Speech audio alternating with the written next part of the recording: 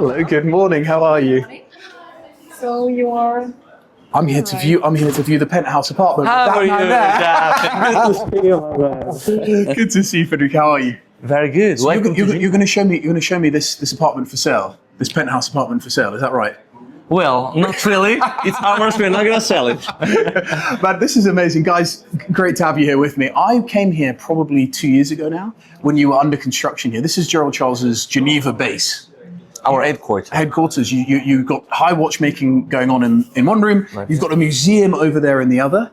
And a beautiful view on the roofs of Geneva. Have a quick look at that. Can you see just gently, just subtly through the shades there, you can see Geneva in the distance. This place is super cool. It's very super soft. cool. We wanted to create a family-like ambience, like our home. We're a family company, father and son, and my uncle was working there. Where is he? He's over here somewhere. He's over there talking.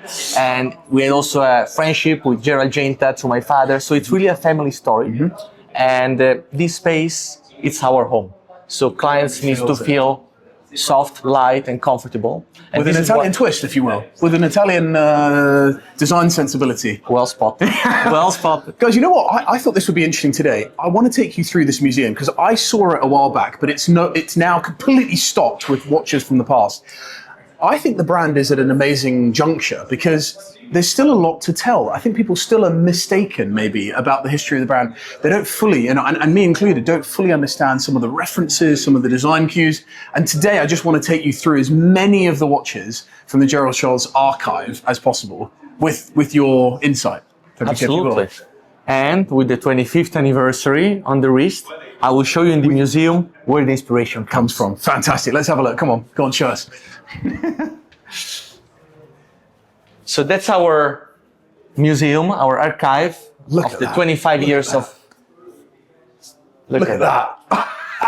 The timeline, which is beautiful. And here you can see myself in the arms of my dad in 1995, when I was born. And then in 2000, when Gerald Charles Geneva himself founded the brand, giving his first two names to it, and came to my father to develop it together. And here you can spot some of the vintage models that are not very known now. Forgive me, we should go back just because I think this is one thing I've learned over time is your dad's connection to the watch world and the importance of his journey through AP to the Italian market, even to the Italian market, actually the importance of how the Italian market shapes the watch world, right? And has done, particularly with AP over the years. Yes, I remember many references of very famous brands who were not working globally, but they work well in Italy, and they ended up to be a big success globally after a few years. Okay. So my father founded Audemars Piguet in Italy. It's a matter of fact, the subsidiary, in 1995, which, funnily enough, is the same year I was born. A good year for the man. He was busy. He was busy. It was a busy year. Okay, and then we've got Gerald. We've got Gerald. Let's talk about his designs, because he was a prolific designer, of course. He didn't even just design watches, but where in the journey did the maestro, the case come from? And tell us a little bit about how, the brand came to be in his story. Let me take you through the journey then. Let's start from the Renaissance. This is the step one of the journey. In 2000, Gerald wanted to create his new brand to give expression to his creativity. He was very famous already, and he wanted to create a brand to make him pleasure and to give pleasure to the collectors. Renaissance was created with the very iconic Clou de Paris rubber strap, which today you still find on our watches. On several variations here, you can see a very creative American flag dial. What year roughly, sir, was this? Roughly? 2000. 2000, okay. Because that's still, to have the idea of, a combination of a rubber strap like that with a case, a sporty case, but it was still not something that you'd see done across the board. Was very ahead of his time. Yeah. I think once again. Look at that. This design is absolutely fantastic. The audacity of that 12 is fantastic. The 12 is like a Disney kind of... And how would you even describe this case? Because this is completely bonkers and different to anything else. Absolutely.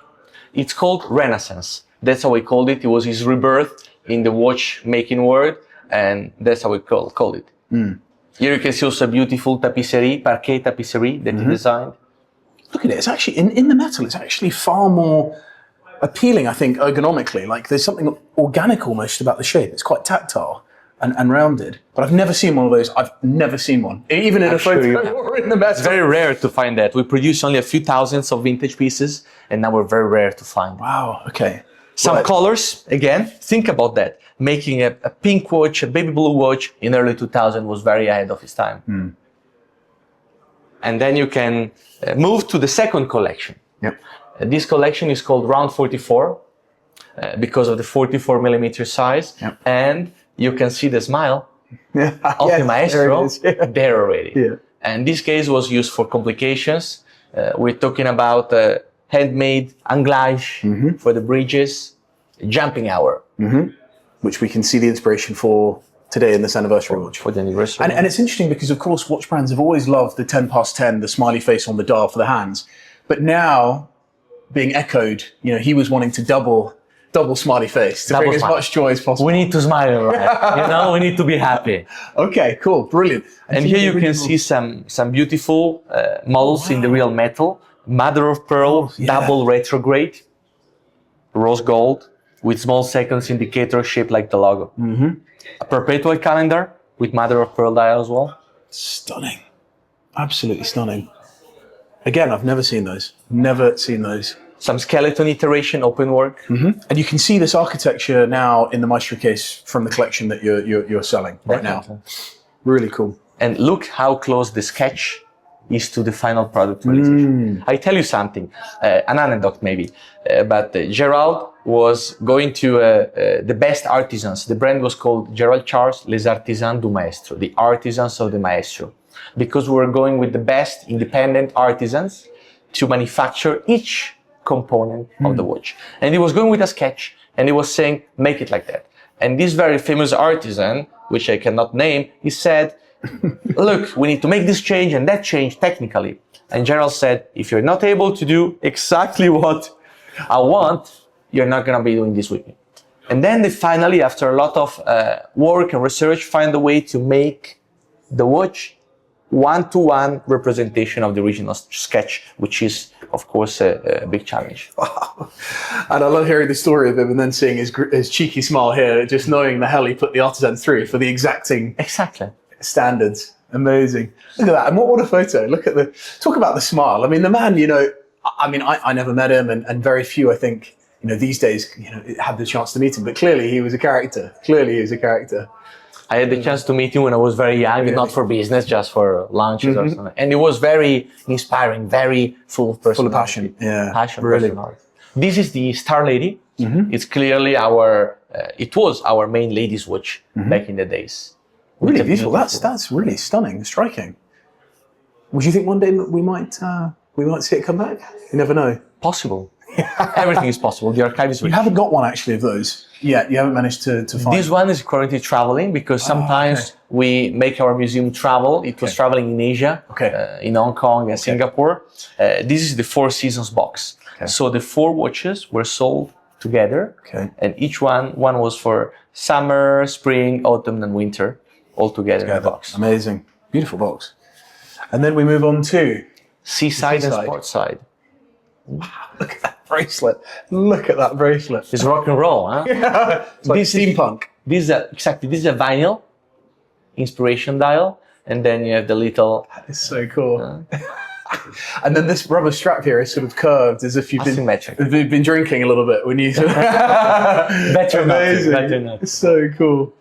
So cool. And that's my uncle Gianpaolo, back in the days with Genta. Again, it's a family story. This is really lovely. This is. You have it here. Wow! Look at in that. the metal. I think it's becoming very actual as a model. Back in the days, it was too much ahead of its time. And actually, from the side, it's a bit like an RM, in the way that it's architectural. It's got an architectural beauty to it as well. Sandwich construction. Yeah, really stunning. And then the integration, straight into the case. There's no lugs.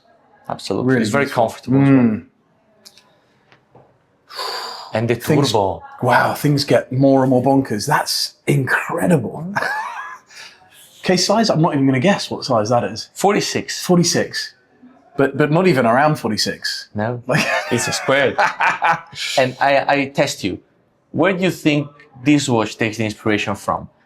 the picture can help you a lot. It's got to be one of the, I'm not even sure what the term is on the bike itself, but what is that?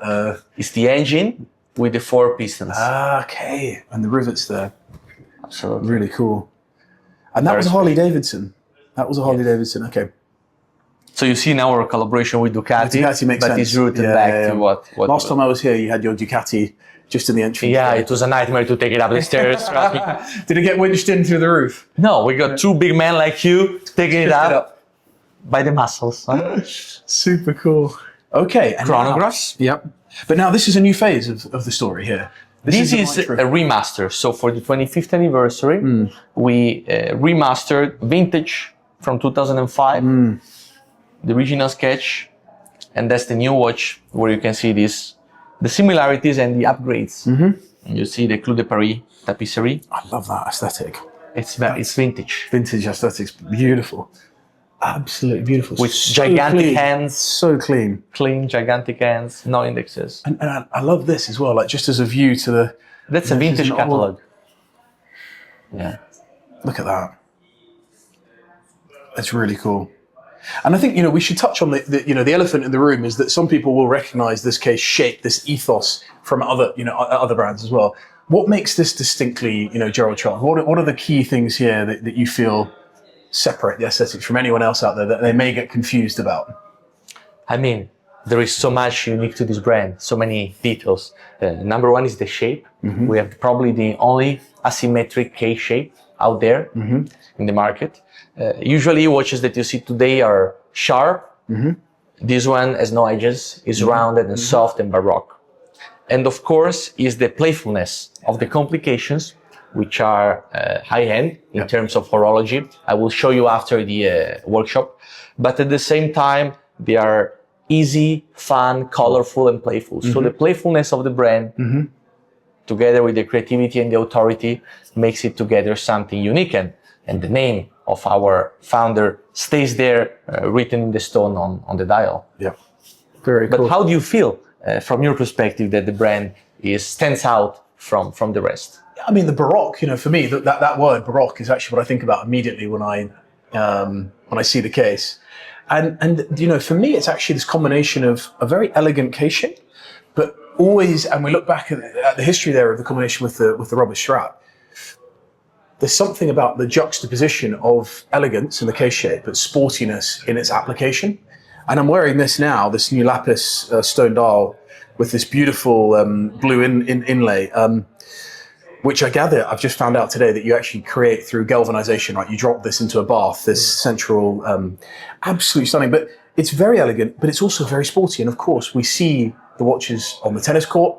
You've had watches that are inspired by sport and the tennis, arena. So for me, it's that juxtaposition, and there are others out there that maybe are a little bit more traditionally formal, that people might see case shapes that are similar and think, okay, it's very, very formal. This has that playfulness to it and that fun to it. That's what I think of when I think of Gerald Charles as a brand. It's a good vision. But also I'm thinking about the Italian influence. I mean, what people won't realize actually is the influence, you guys are Italian, of course, but your team, you've got, predominantly an Italian team as well. And with that comes a flair that's hard to, put your finger on. We like beauty. You like art, beauty, Leonardo da Vinci, this kind great food. Great food as well. So where are we here? Take us through this. Here we are through the complication segment for the Maestro. So the Maestro is the last of all the Gerald Charles watches, and that's why I chose it for the rebirth of the brand under my management. Again, a big smile, and the mustache of Gerald have been integrated in the tourbillon bridge of this skeleton tourbillon Maestro. And here you can find another high complication. It's a chronograph, fully integrated, in-house developed, mono-pusher tourbillon with 120 hours of power reserve. This was a masterpiece in 2007, for me ahead of time. For me, a watch like that today, we should really remaster it because it could be really something for the brand. It's interesting, isn't it? Because you can flex, right, from your time only, beautifully finished, but then you can flex up to something like this, which is interesting as well. There aren't many out there that can go so extreme. No. And as you say, the workshop here we'll have a look at, but that's your high-end, complicated watchmaking. Absolutely. Okay, beautiful. And that's not it. That's the moustache. Yeah, there's the tourbillon. moustache. Okay. Yeah, look at the finishing on the bridges. It's Very just deep, beautiful. proper skeletonized. We called it skeleton aiguille. It means skeleton hands, very thin bridges, which we try to have also in our current skeleton, which is here disassembled. You can see the components, and we try to keep the same edgy and thin DNA for the construction. It's got a very distinct architecture to it. In fact, it's what I felt I saw here in the early stages. Very distinct architecture. And look at there. This is the jumping hour. So that's the vintage and that's the modern. It's down to you to compare. Let me get I know we're recording, but let me get a quick photo of that one side by side. There you go. Wow. Really. Yeah, the legacy, really cool. the sketch 2005, the vintage model, and the new one. So can you spot the difference? I was going to say, well, I was just looking at the shape of the inlay is slightly different. You've gone for an echo of the lip there, or the smile. Correct. That's one difference for sure. And also it's a little bit more, the medallion in the center is just a little bit more restrained. Obviously a lapis stone dial there. What else? I can see the perimeter, the perimeter here on the inlay is more bold. It's a little bit more like you've got different segments and sections to the dial. Of course, you've got the anniversary year. Of course. I'd say this is a little bit more elegant, the way that you've been able to capture the window, a little bit tighter and a little bit smaller. Yes. On there, not quite as bold. I mean, that is bold. You're getting close to the main. Bold. And the main difference is the hand. There's the hand. The hand itself is bold and different, more legible, I'd say, on yours. The main difference. What is the main? The main difference is hidden. It's about the movement. Okay. This one was a sliding hour complication, meaning that once the middle hand was reaching, the hour was sliding. Okay. And we developed this in-house about 15 years ago. And on the new one, we made it jumping. So we introduced a hammer that makes it jump. So the hour stands still and it jumps literally when the second Come in and have a quick reaches. look at the jump here on this, because this is always quite satisfying. Oh, it's a good sound as well. It's the hammer. Sometimes I'm wearing it and I realize the hour has changed because I hear on my wrist. And the movement, can we see the movement through the case back? Of course. That's the 25th anniversary movement. You see it with 50 hours of power reserve. Shock-proof as all our movements. Amazing. Amazing. I mean, jumping hours as well, like, it's just such a beautiful thing. It's so sexy. You don't... Oh, wow, it's in it's a titanium case, right? Yes. So that's it. It's quite interesting. I mean, the dial is absolutely You're striking. expecting it heavier, right? Yeah, you do. But look at that. I mean, that dial is just striking. The life that it's got in it. This is a guillochage that we do here at the atelier, for example. It almost has sort of, I can see skyline, like the New York skyline in the gear sheet, because it's got such drama to it. It's just amazing. But no, super light. I mean, I don't know how much that weighs, but wow, very, very light. It's around 100 grams. Really? Not much than that. Amazing. Okay, and now we're moving through the maestro, some vintage Vintage articles. archives, yeah. The paintings of Genta, couple of paintings where you can spot the case shape. inspiration, wow. This is an autumn scenery in Switzerland, and this is a more abstract one, signed Genta 2006, still with the shape here. Wow. Very cool. And then we move to some of the sketches. We have hundreds of those, but some interesting one could be the Gibson watch, jumping hour as well, made properly for a Gibson guitar collector. Who would shape a watch like a guitar? Nobody, huh? That is so cool. And then you have... Oh, there's the architectural influence as well that we've touched on. There is. Really there cool. is. And here you have a charity watch for donation of the oceans with the turtle Turtles. turning like a small seconds. Stingray strap? Absolutely. Yeah. With the Star Lady. I think the Star Lady's got real potential, as a shape. It's distinct. It's really standout. Really standout. I'm glad to hear it from I'm you. really excited. GMT tourbillon, also in-house developed. Full baguette. some turbos, world timer, New York time, you change. Very special way of indicating world timer, very minimalistic world timer. Yeah. Some Retrograde. tourbillon. And the hands as well, they're quite specific, aren't they? They're sort of like spear-like. How would you describe them? Paintbrush. Paintbrush. He describes it like that. Paintbrush, yeah. He said, I'm an artist that when the end turns, it paints the watch. Okay. Yeah. It's really nice. Really, really nice. Look at that. Ice cream. Guys, get in here. Sorry, this last one, the fab. The fab. I grew up eating these. see? In fact, this was my dad's favorite ice cream. After every meal at home, my dad would always have a fab. You need a watch for him later. I love that. Look at that. Go on. Beautiful, huh? That is so good. Will we be seeing that one come back anytime soon? Everything is possible. Amazing. Look at that. This is a mother of pearl and one lady's watch that he designed with a very special tapisserie, guilloche, and coral indexes.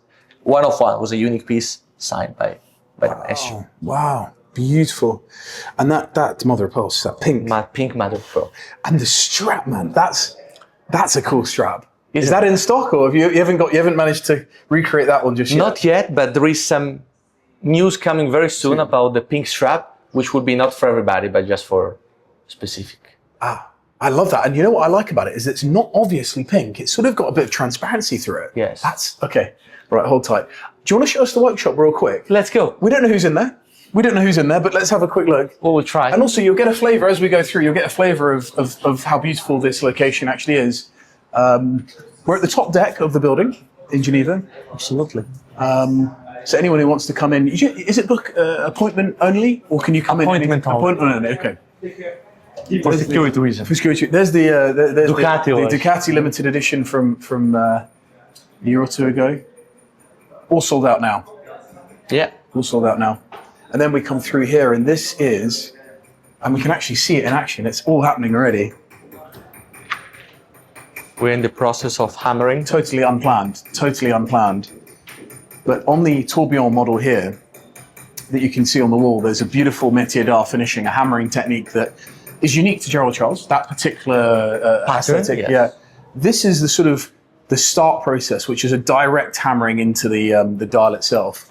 But this has got more of a linear finish to it, from what I gather. And that's the challenge. That creating channels, you need to keep the same pressure along the channel, while making horizontal hammering, just dots, is much easier. The channel is level 10, if we consider this level 0.